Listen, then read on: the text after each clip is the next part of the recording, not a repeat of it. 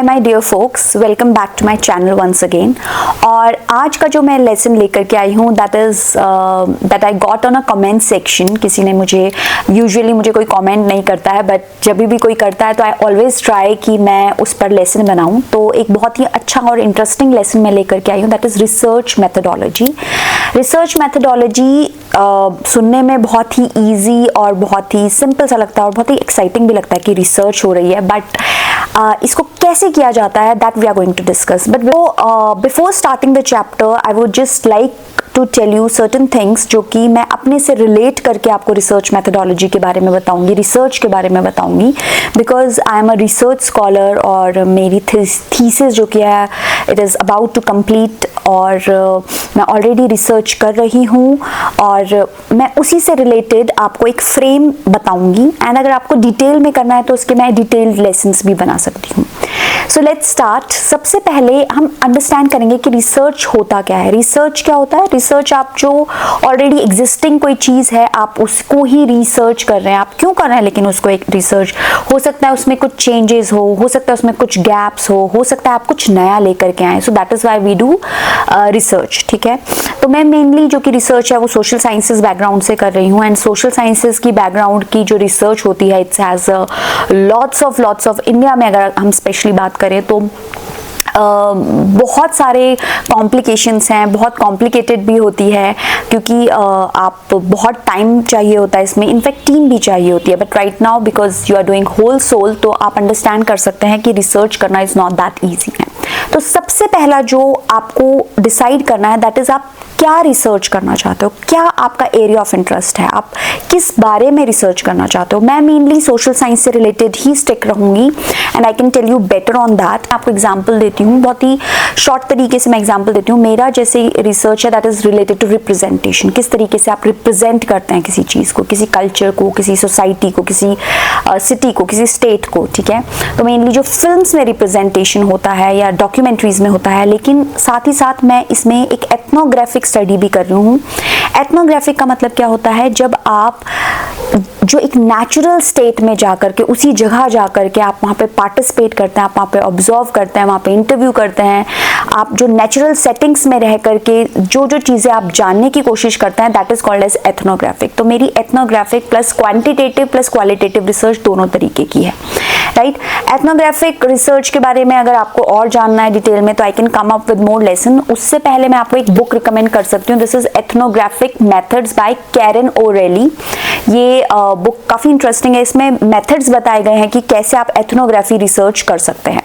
तो चलिए back to the topic. Research हम जैसे मैंने आपको बता दिया, सबसे पहले तो आप डिसाइड करते हैं कि आपका एरिया ऑफ इंटरेस्ट क्या है। तो आप स्टार्ट करेंगे इंट्रोडक्शन से, जिसमें आप बताएंगे अपने रिसर्च के बारे में एक समराइज फॉर्म में कि क्या है वो चीज़, आप उसका बैकग्राउंड बताएंगे, आप उसका एक तरीके से पूरा जो बोलते हैं ना स्ट्रक्चर टाइप बताएंगे, इंट्रोड्यूस करेंगे आप बेसिकली अपनी रिसर्च को। ठीक है, जो आपका जो नेक्स्ट लेसन होता है दैट इज अबाउट, जो आपका नेक्स्ट मेथड होता है बेसिकली दैट इज सिग्निफिकेंस। क्या सिग्निफिकेंस है, क्या स्कोप है आपकी रिसर्च का, आप क्यों कर रहे हैं रिसर्च। आप अनलेस अंटिल आप नहीं बताते हैं कि आपका स्कोप क्या होगा, क्या सिग्निफिकेंस, क्या चेंज लाएगा वो सोसाइटी के लिए या किसी प्रॉब्लम का किस तरीके से सोल्यूशन ला रहा है। अगर आप सिग्निफिकेंस देख करके रिसर्च लाते हैं तो ये सबसे इंपॉर्टेंट चीज़ होती है कि आपकी रिसर्च किस तरीके से कंट्रीब्यूट करने वाली है सोसाइटी को। तो that is the most important thing, तो you have to write that also. उसके बाद आप जाते हैं रिव्यू ऑफ लिटरेचर। जो लिटरेचर ऑलरेडी एग्जिस्टिंग है, जो आपकी रिसर्च से रिलेटेड ऑलरेडी सर्च हुआ है, बहुत सारे बुक्स में, जर्नल्स में रिसर्च ऑलरेडी जो हुई है, आप उसको पढ़ते हैं and then you in core area है आप वो चीज़ें लिटरेचर रिव्यू में लिखते हैं। ठीक है, तो आप अलग अलग बहुत सारा लिटरेचर आप जो कि है इकट्ठा करते हैं, आप पढ़ते हैं। तो literature could be from through books, through newspapers, through आपका जो रिसर्च ऑलरेडी है, आपकी डॉक्यूमेंट्रीज है, आपकी मूवीज़ है, आपका इलेक्ट्रॉनिक है, कुछ भी हो सकता है जो ऑलरेडी एग्जिस्टिंग लिटरेचर है आपके टॉपिक से रिलेटेड, आप लिटरेचर रिव्यू में वो डालते हैं। नेक्स्ट जो आपका आता है that is your research objective, कि आप ये रिसर्च क्यों कर रहे हैं, क्या ऑब्जेक्टिव्स क्या है, आप क्या फाइंड आउट करने वाले हैं। आपके रिसर्च क्वेश्चंस होते हैं जो कि आपने क्वेश्चन सोचे हैं कि मैं ये फाइंड आउट करूंगा, एंड उसके आंसर्स आप लास्ट में देते हैं, तो आपके रिसर्च ऑब्जेक्टिव्स आते हैं। यूजुअली अगर आप थीसिस कर रहे हैं, पीएचडी कर रहे हैं, तो उसमें आपके 5 से 6 ऑब्जेक्टिव्स हो सकते हैं, 4 से 5 ऑब्जेक्टिव्स भी हो सकते हैं। सो फाइनली जब आप रिसर्च ऑब्जेक्टिव्स और क्वेश्चंस तैयार कर लेते हैं, उसके बाद आता है आपका थ्योरेटिकल फ्रेमवर्क। अब थ्योरेटिकल फ्रेमवर्क क्या है? इट इज़ लाइक आप जो थ्योरीज हैं, जो एग्जिस्टिंग थ्योरी है, ठीक है, लाइक फॉर एग्जांपल हमने जॉर्ज गवर्नर की कल्टीवेशन थ्योरी करी थी, तो कल्टीवेशन थ्योरी जो बोलती है, आप उस थ्योरी के अकॉर्डिंग आप जो कि है अपनी रिसर्च, मेनली आप उस थ्योरी से डिड्यूस करेंगे अपनी research. Theoretical framework, it is the most simplest plus it is the most complex part of the research.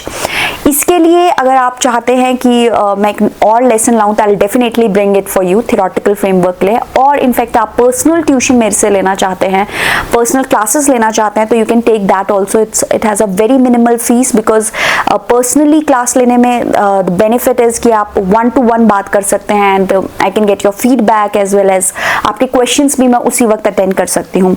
Rather than waiting for videos, आप पर्सनली एक मिनिमल प्राइस से मेरे साथ आप क्लास अटेंड कर सकते हैं। If you are preparing for your PhD, और आप सिनॉप्सिस प्रिपेयर कर रहे हैं या रिसर्च करना चाहते हैं या कुछ भी मास कॉम से रिलेटेड करना चाहते हैं। So anyhow, theoretical framework like I already told you, जो थ्योरी से आप डिड्यूस करते हैं अपनी रिसर्च के लिए, that is theoretical framework in nutshell. After that you come to your most important part, that is research methodology. Again जो research के मेथड्स हैं, they are so many types of research methodology। आपके exploratory है, आपका descriptive है, आपका thematic है, आपका लॉन्गिट्यूडनल है, बहुत सारी तरीके के आपके जो मेथड्स होते हैं रिसर्च के वो होते हैं। आप कौन सा अप्लाई करने वाले हैं, क्यों करने वाले हैं, that you have to give the reason as well, right. And then अगर आप क्वांटिटेटिव एनालिसिस कर रहे हैं, तो आप उसमें अगर क्या कर रहे हैं, आप बेसिकली सर्वे कर रहे हैं, कंटेंट एनालिसिस कर रहे हैं, क्या कर रहे हैं, लाइक आई टोल्ड यू मेरी क्वांटिटेटिव और क्वालिटेटिव दोनों हैं, जिसमें कि मैं सर्वे भी कर रही हूँ, साथ में मैं कंटेंट एनालिसिस भी कर रही हूँ। तो जैसे एक थियरिस्ट हैं जिनका नाम है बर्नार्ड बेरलसन, मैंने उनका जो मॉडल है वो मॉडल अप्लाई किया है अपनी रिसर्च में, तो उस मॉडल के अकॉर्डिंग मैं अपनी रिसर्च फाइंड आउट कर रही हूँ। So that is basically somehow related to theoretical framework, right.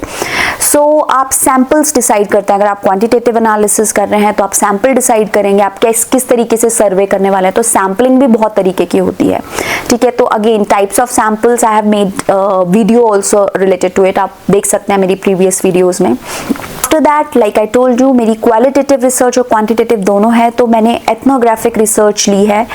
Like I go to the culture, जहाँ पे नेचुरल सेटिंग में एथनिक तरीके से I participated and I did observation, I took field interviews, then your focus group discussions were there, lots of things, and you get lots of insights and lots of new knowledge from while doing ethnographic research।